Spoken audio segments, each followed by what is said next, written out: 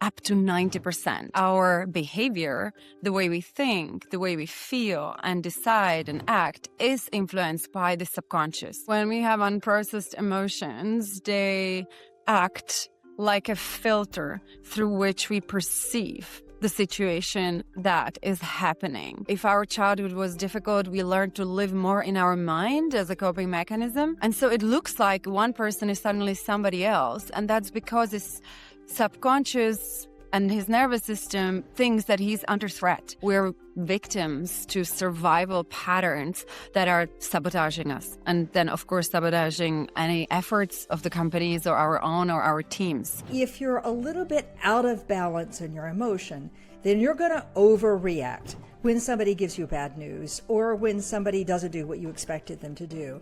And the net result of that is people are going to stop telling you all the things that you need to do. We've talked about how we see it. We see it in emotional volatility. We see it in the cynicism. We see it in distrust. I see it in drama. If I'm in a fight mode, I'm going to see that as the aggressive move, and therefore I'm going to feel like a victim. I could say, fine, I'm going to retaliate, and now I become a perpetrator, and we just create this massive drama that's really driven out of my own internal state. So do you see that as well? Absolutely. And it's critical, really, to teach people about the states of their nervous system and to process their emotions, because otherwise... There is no growth in comfort and no comfort in growth. Yet the big leaps are how careers are made and how businesses excel. So how do you master not knowing at all or feeling like an imposter? How do you have the conversations that lead to trust and, of course, excellence? How do you take charge of the things that you can control? How do you thrive outside your comfort zone? That's what this podcast is about. I'm your host, Wanda Wallace, and it's time to get out of your comfort zone.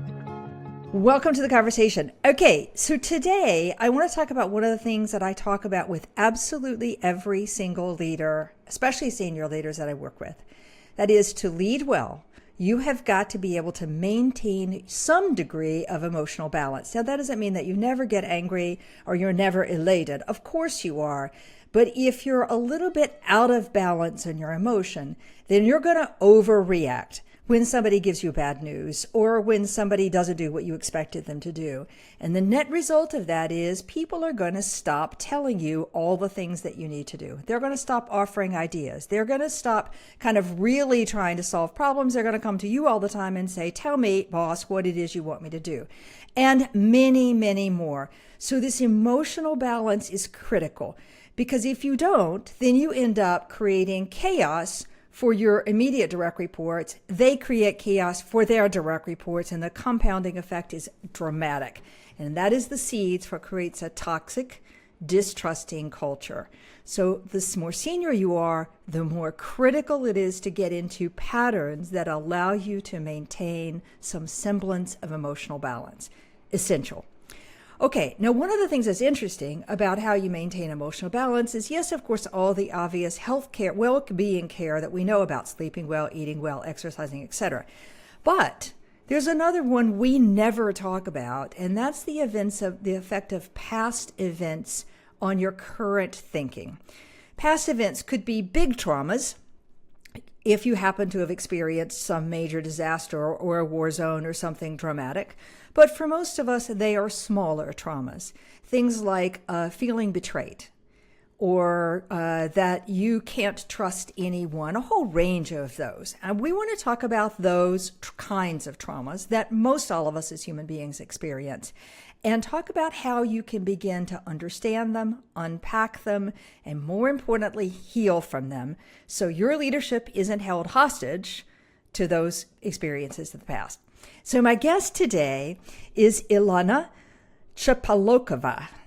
I've worked hard at getting that name correct. She's a leadership well-being consultant, a trauma-informed hypnotherapist, and she's worked with CEOs, high-performing leaders, and their teams to help them get over these traumas in order to be more effective leaders. And she really understands the pressure behind success and the subconscious patterns that drive it. And her work goes beyond coaching, focusing on subconscious repatterning and somatic therapy to rewire the patterns at their roots, creating a release from internal blocks, regulating the nervous system and expanding their capacity to lead with clarity, power, and authentic presence.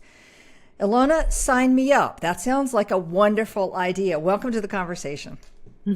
Hi, Wanda and everyone. Thank you so much for having me. And I really appreciate this amazing introduction to my work. Thank you. I love it. I love it. And I should say, I just have to give a shout out. We met in Italy at an event hosted by the Harvard Business School of Italy. So what a great treat. Welcome to international travel.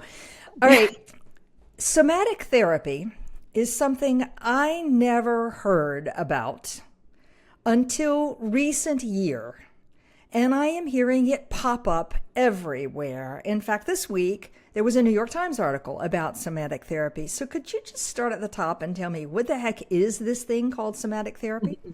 Absolutely. Thanks for asking. So somatic therapy is a body-based approach to healing that actually works with the nervous system and not just the mind. And so why this is important is because a lot of our unprocessed emotions are stored in the body.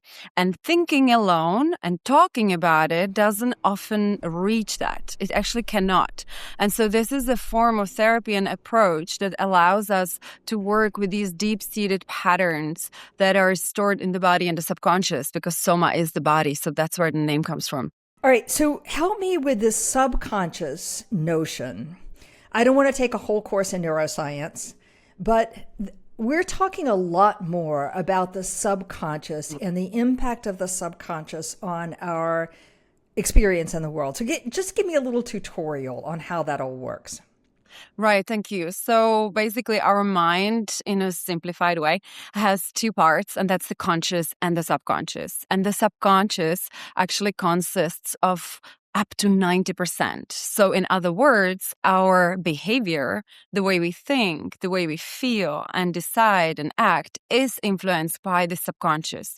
And the subconscious is basically a collection of patterns and beliefs that we created and adopted, not in a conscious way. It means we basically adopted them as ours without having any critical filter or capacity to choose. And it happens in the early childhood, up to the age of 6 or 7.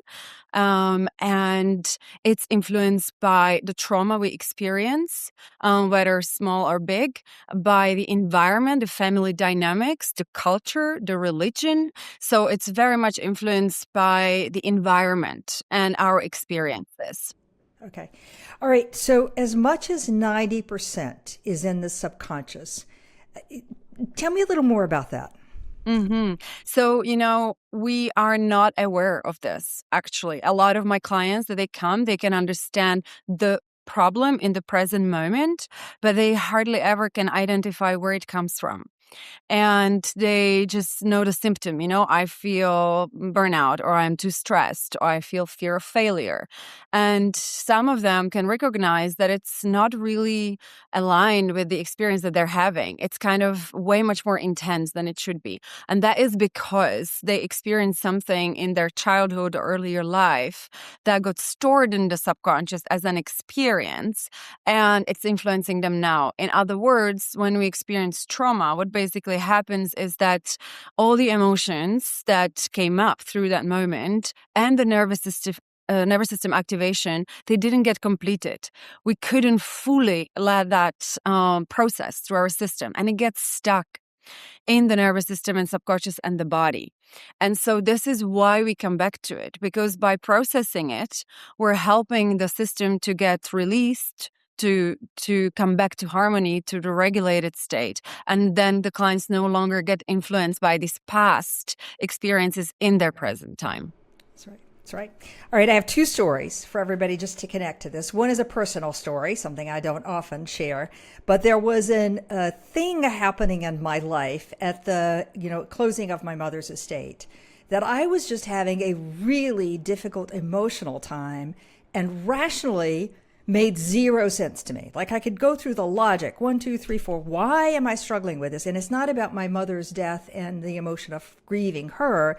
It was something completely unrelated that made no sense whatsoever. So shout out to my nephew, Ricky Wallace, who runs a wonderful hypnotherapy coaching practice. Ricky volunteered to help me with a hypnotherapy or somatic session. And in one session, I unlocked what the source of that was about. And it's this incredible release. I couldn't get to it logically with my words. It wasn't necessarily 6 years old. It was just something else related to an emotion, related to my father who died in the 80s. So it was old and still sort of sitting there. And until I could identify what that was about, I couldn't let it go and then make a good decision on what we were going to do with the estate. So that is one. But I also see this in my work. So I'm thinking about a particular client that I work with who was struggling, senior leader, struggling with a guy that worked for her. And it made no sense. Like you deal with this personality all day long with zero impact, including, by the way, your boss is not all that different from this personality. So what is it about this person that's getting under your skin? And she kept saying, I don't know. Who does that remind you of? Oh, that's just like blank in my life. Some of the worst qualities of that person in my life. Oh, that's why I'm so upset when got it, know how to deal with it. And it's that surfacing of what's really inside that our body kind of holds on to, I think. Now, I've just done that in a non-therapeutic way, but it's those same kind of events that we're talking about. And agree or disagree? Absolutely. Yeah, definitely. It's so important to know where it comes from. Okay. All right. So the notion is that we have these events. They sit in our subconscious, often, sometimes our childhood, but not always.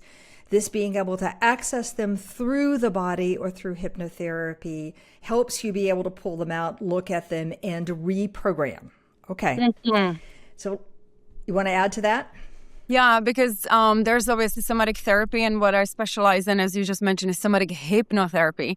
So it's another layer where I actually work in a state of deep relaxation and through the body to access these subconscious events, which we call the root cause. Let's say it's really this enables you to find where it all comes from. And I just want to give you examples so people can maybe relate to that. And so, as you spoke, there's a big trauma, but there's also small trauma. And small trauma, in a way, are events where we repeatedly don't have our needs met. And these needs are needs for safety, love, respect, and if that happens repeatedly, it can also be traumatic. But other things can be traumatic, which I see with a lot of CEOs or top teams, is that they were, for example, given love only when they performed well. And it was very conditional. So they created this belief that in order to receive love, and in other words, to be safe, I always have to perform and do something, which then results in them not being able to rest and often reaching burnout. Or if we don't feel seen or heard as a child by our parent, and this event again is stored in our subconscious, then we will probably interrupt people and always try to be the loud one, and it can impact the dynamic of any kind of team. And often when we're too criticized as kids, then again our self-worth is being impacted. And so then we have coping mechanisms like performing and people-pleasing into the level that we're actually abandoning our needs and putting the needs of others in front of ours. And so that's, again, not very healthy way of showing up in a work environment or relationships. Yeah.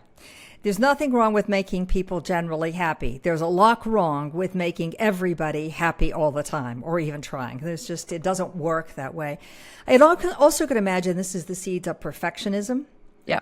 That desire that unless I'm perfect, I am not good enough in some form, whether that's around safety, love, or respect, as you said at the beginning. And yes, hypnotherapy. Okay, everybody hears the word hypnotherapy, and we have this idea from the movies that I can there manipulate you to do and say crazy things on the snap of a finger, and that, 3 days later when I snap my finger, you will do something like shoot somebody. We see in the movies. Okay, is that real? It's not the best PR for hypnotherapy, I must say. Not really. So basically, why do I use the state of hypnosis? It's because it allows us to access the subconscious. But what does it mean? We have brainwave states, and that's basically the speed of our brainwaves. And hypnosis is just a slower state. And so let's say now we're in the beta state where we're talking. If we go to meditation, for example, relaxation, we go to alpha, and then hypnosis is theta, which is one beneath, and the next one is delta, which is sleep. So I explain this because every person moves through these states every single day. Every time we wake up, fall asleep. And so it's a natural state of the mind. And for the sake of the therapy, I just help people to go into this deep relaxation, and they are never under control. They remember everything. They can interrupt the session anytime they would like. They remember everything. They're conscious. And actually the whole session is a dialogue because it's a therapeutic process where we're processing trauma, releasing emotions, rewiring the beliefs that were holding them back for empowering ones. And so for that, of course, I need them conscious to a certain level. The thing what that's different is that the conscious, critical, logical part of the mind is a little more quiet here. And so the protective mechanisms that would normally protect the ego or these hurt, wounded parts, they kind of go into more of a relaxed state, and we can faster access the emotional body and the subconscious. So this is why I use it. So for people that struggle with connecting to their emotions or their body, which is a very common thing, we weren't really taught this as kids or throughout the life. And if our childhood was difficult, we learned to live more in our mind as a coping mechanism. So going into this state of relaxation actually helps people to connect with it way much easier. I know when I ask a lot of my coaching clients who are clearly feeling stressed about something or tense about something, if I ask them where do they experience it in their body, they have zero connection. Mm-hmm. Even though they may be very athletic, they may be very health conscious, they may be eating well, they may be sleeping well, they're just not tuned to where that tension is held in their body. And in some ways what you're doing is helping them get to the levels of tension, the levels of emotion, whether it's felt in their body or not. Right, that's amazing. It's actually there. I bring parts work, which is IFS, into the hypnotherapy, and sometimes why this is because their subconscious mind created a block to protect them, and in order to survive, because feeling emotions in their childhood was too overwhelming for them. It was not possible for their nervous systems to process all that pain.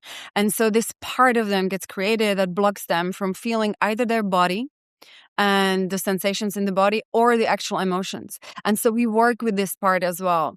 And then after the session, they're not only able to connect to the body and feel their emotions, but the purpose is to increase the capacity of their nervous system to feel and to not get dysregulated and stay regulated despite of feeling strong emotions than in their work environment or their relationships. Great. All right, I'm going to ask about an example in a minute. But, when we think of kind of this sort of work, the deep processing, particularly processing of older memories, like childhood memories or early life memories, that feels like something you would do in psychotherapy, and we're now talking years of work. How long does it take working with you in this way to actually begin to unpack and release some of these patterns? It's amazing because today I actually got a feedback from a client who is in the top team. He's in the inner circle of the CEO of the company that I work with. And we have done one session, and it was on the topic of fear of failing and therefore always needing to prove himself. It was at the level of 9 out of 10. And after one session, it's at level of 3. And he told me that he does not really feel it anymore.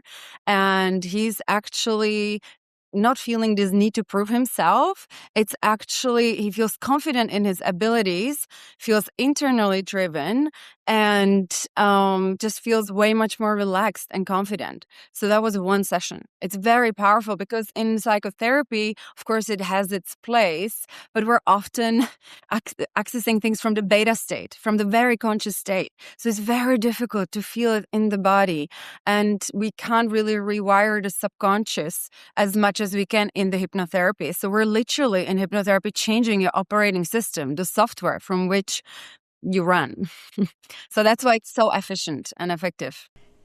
Okay, I can imagine when somebody has this needing to prove themselves, perfectionist, and I mean overdoing each of these, feeling inadequate, lack of confidence in some ways, perfectionistic, fear that they're going to get fired, that they're not sure where their value is. Any one of those things sound to me like they would be a good clue in your daily life that there's something underneath that is worthy of exploration. Absolutely. Okay. I want to come to something you said to me, which is, and I love this quote, unprocessed emotion clouds our vision and our perception of reality. Explain that.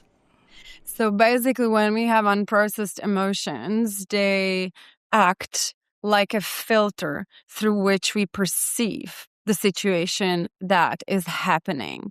And so we're not seeing clearly. So when someone, for example, doesn't answer us in time and we suddenly have a sense of like being abandoned or disrespected, and it's a very strong reaction. We're looking at this current situation through the lens of the past experience. And so when we go back and we release these emotions from the body and the subconscious, then when that same situation happens, there is no dysregulation, there's generally understanding, and we're just still feeling very calm. And it does not provoke, let's say, such a strong reaction. In other words, we project our parents onto our bosses or our partners. When you're laughing. Yeah. We all have an experience with this, right? So the more we clear this, and basically what we're doing is that we're helping the younger parts of ourselves that are in a situation where their needs are not being met, where they're feeling like they're not good enough, or they're not lovable, or they have to perform to be safe, to actually come to a place of safety, love, and then we integrate them back into our subconscious in the session. And so then the person is actually going into their life and living their life from this place of inner safety and being loved. And that, of course, has different reactions onto whatever they're experiencing. Right. I'm thinking about a very, very senior leader that I have interacted with over time. I'm going to keep this very circumspect so I don't give anybody away here, who initially, I would have said, was an amazingly inclusive, involving, enabling, kind of a role model in some ways for what I think is a great way of leading, but who evolved into something I don't recognize as a leader. And trying to understand, I'm not coaching him now. I didn't coach him through that journey, just for the record, but I never could understand did I misperceive so badly? Or did he transform? And my belief is that what happened is that he felt deeply betrayed, and I know enough of the events to suspect that might have been the case, and that betrayal tapped something from somewhere else in his life, and then the distrust, the cynicism, the vindictiveness in place starts to emerge, and you get a very different personality kind of coming out in later years. I think that happens more often than we recognize, than leaders recognize. Yeah, I agree, and I see that as well. And I would now maybe bring in the lens of also the nervous system, because when this happens, the past trauma was triggered. And so his nervous system suddenly doesn't feel safe in that environment. And so what does the nervous system do? They activate the survival response. And so the person goes into fight or flight or eventually a freeze. And so it's also fascinating when I discovered this like 4 years ago, that we perceive reality and feel about the world and ourselves totally differently in each of these states. So if we're regulated, we have empathy, we are creative, there's access to intuition, we're, collaborating, amazing, our full capacity. But when we are in fight or flight, we go into, fighting. So we're in anger, we're critical, we're often not take responsibility, we blame others.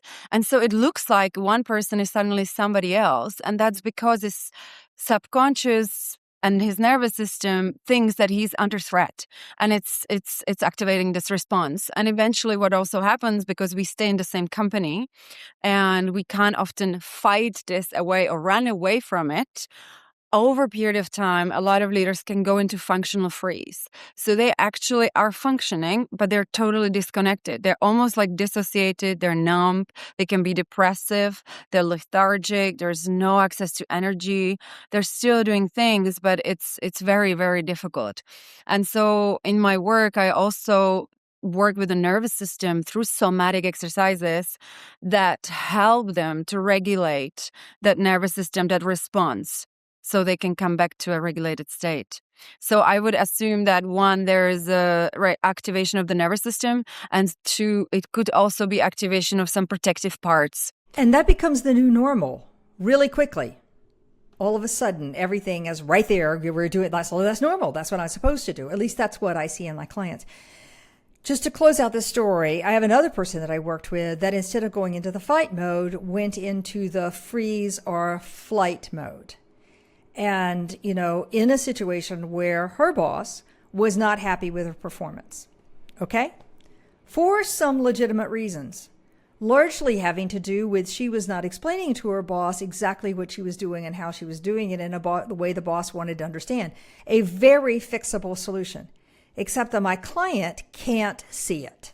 Like, she's just in complete freeze mode and cannot see that what the boss is asking for is actually really rather straightforward. We had to go back to an earlier event in her career where she felt set up by a boss and a parallel team, completely disenfranchised, almost lost her job completely, and she was back reliving that experience. And until we can name that experience and say that's not today, they're two different events, move here, I could unblock her from at least being able to say to the boss, here's what we need to do. It happens super fast. Now, I'm not doing this through hypnotherapy. I can imagine hypnotherapy would get us much deeper, much faster, much quicker to a more permanent solution, which I think is a really critical piece. Okay, so all of that together, talk to me. I mean, I know you use this. We've talked about how we see it. We see it in emotional volatility. We see it in the cynicism. We see it in distrust. I see it in drama. So my perception of this other person is based on my subconscious lens and my current state of the nervous system.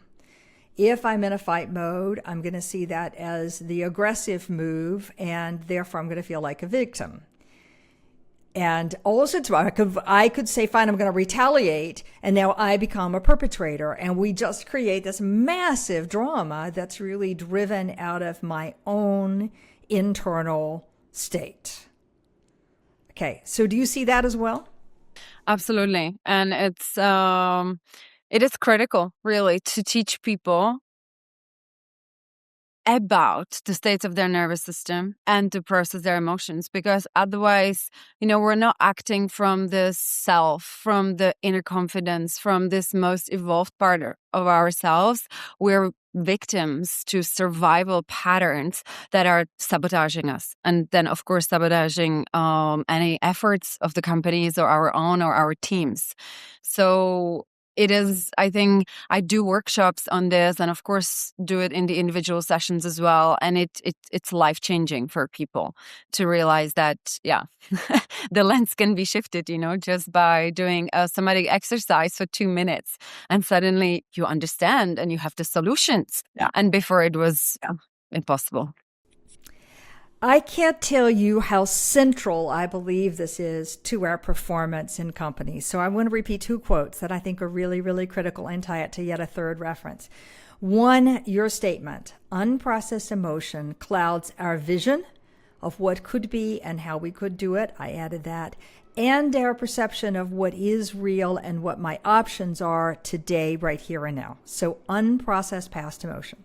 Second, we are victim to our survival patterns, things that we learned way back that are usually subconscious, and we're held hostage by those patterns in ways we're not even aware. Okay? Mm-hmm. I want to connect that to dear friend John Ott, who I've done a couple of podcasts with.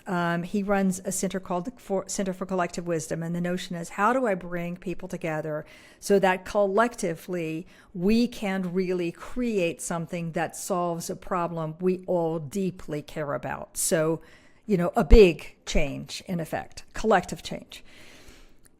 The work with John starts with helping each person understand that they have their own view of reality, often driven by their own subconscious patterns and survival mechanisms and past traumas.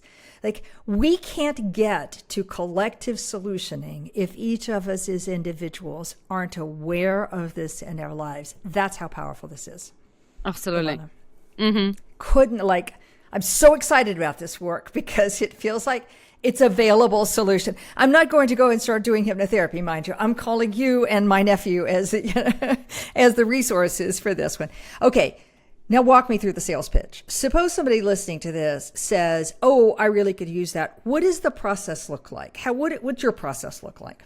So I start with a consultation, and that's complimentary, and I get to know the client and their needs, their goals, and what, according to that, I can actually tell them what the best journey for them is. But my signature program is a 6 months program where we meet monthly, and I guide them through the somatic hypnotherapy sessions and also integration coaching sessions where we look at action steps and how to integrate all of the transformation into their everyday life. And it's online, and I also support them in between the sessions. Great. And you do work with teams as well. What does that look like on a team? So for teams, I do workshops, for example, the inner architecture of leadership, and it's an experiential workshop. So I do explain the 4 layers, which I work with the mind, the body, the emotions, and the self. And I teach them practical tools on how to rewire their limiting beliefs, how to regulate or process their emotions, how to regulate the nervous system, which is what we talked about, and how to connect to the self. So they are not victims to that survival patterns, but they're actually acting from the most evolved part of themselves. Is that a day long, multiple days? Like, what does that look like in practice in terms of time? Yeah, this is a day-long workshop. It can also be a day. It depends on we can adjust what it. The needs are. Okay. All right. And then more importantly, if somebody wants to get in touch with you, how do they find you? So they can find me through my website, which is called thisissoulsessions.com, or on Instagram, where I am as Ilona Soul Sessions as well. And that's probably the best ways of getting in touch. Okay, fantastic. Ilona, I just think this is such an exciting area, and I think the work that I know that you are doing with leaders and with team is so, so powerful because I see it. I see it all the time, the ways in which these subconscious patterns, experiences, survival mechanisms, nervous system dysregulation, past events, all of that coming together that really makes it hard for us to see somebody else in a clean view, which makes it hard for me to think about how I want to lead them, how I want to collaborate with them, where could we really unlock creativity and new ideas. All of that gets so crowded, let alone the conflict and the drama that comes up from that interpersonal dynamic. I see it every single day. And in fact, if I don't see it, I start to wonder, what am I doing as a coach? Like, where do you need help as a coach? Because it's there. It's just part of the human experience. And having a tool set like yours as a way of unlocking this and reframing it, repatterning it, without taking the next 5 years seems to me to be a wonderful thing. And again, there's place for psychotherapy and all of those clinical therapy, all great, but I'm often looking at leaders with very limited time. So this is just super helpful. So thank you, Ilona, for being a guest today and for sharing your wisdom. Thank you so much for inviting me. This has been an absolute pleasure, and it's a great passion of mine. So thank you. It's a delight. If you want to reach Ilona, go to thisissoulsession.com or find her at Ilona This Is Soul on Instagram. I think I got those correct. And join us for a next session next week on how to get out of your comfort zone. If you want to watch this conversation, please go to our YouTube channel at Out of the Comfort Pod. Send us a comment. We always love to hear from you. Outofthecomfortzone.com. See you next week.